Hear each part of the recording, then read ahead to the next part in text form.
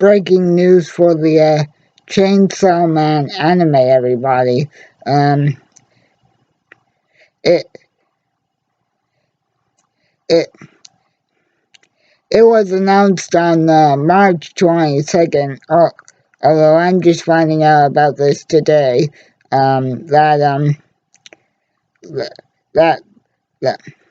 that that Chainsaw Man's first season will be split into the usual two core. Will be divided into the usual two core episode format.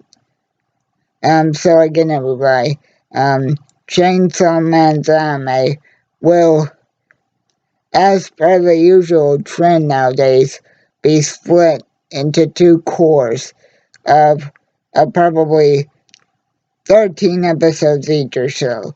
Again, everybody, Chainsaw Man Season 1 will be split into two cores and is still scheduled to premiere sometime this fall. Have a good one.